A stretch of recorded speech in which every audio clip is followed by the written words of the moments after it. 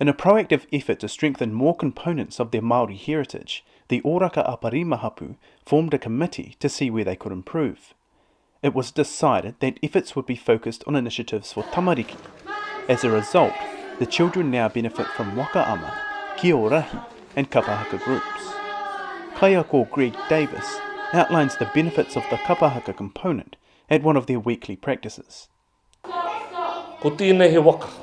E waka mo tēnei whānau hapu marae. Ki piki aki tā rā te mohiotaka o te taha Māori, te reo Māori. Ko tērā te tahi tino wawata o te whānau. Ki piki aki tērā taha. Ahua ngaro tērā taha.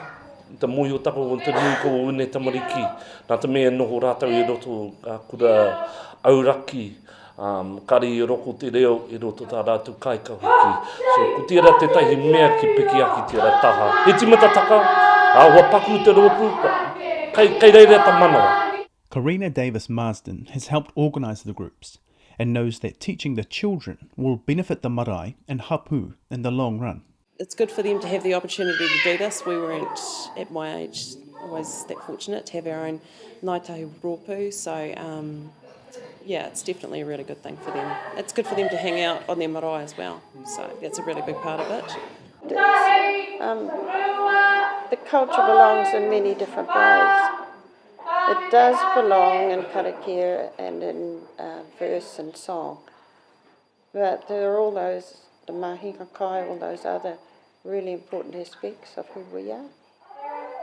So it's adding to the whole package. The rōpū practice every Thursday. Te Atakura is in October, and they want to build on the success they experienced at Huia Iwi last year. Were you part of the rōpū that went up last year to perform?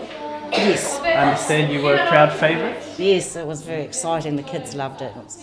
That was very good because it was our first time that we'd ever performed at Huia Iwi as well, Ōraka Aparima, so that was quite special for us. The rōpū have a new kaiako this year, Lauren Light from Tainui.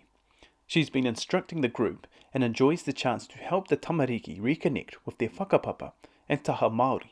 They get to learn who they are and where they come from, and because most of these kids, even though they are Māori, they've been brought up in the Pākehā world, so it's a good thing for them to learn, the te ao Māori too. The hapu have a long-term goal of language revitalisation, with Kapa Haka central to their plans. So, what do the tamariki make of their newly formed group? I spoke with Karina Davis, a rōpū member and student of the local kura kaupapa.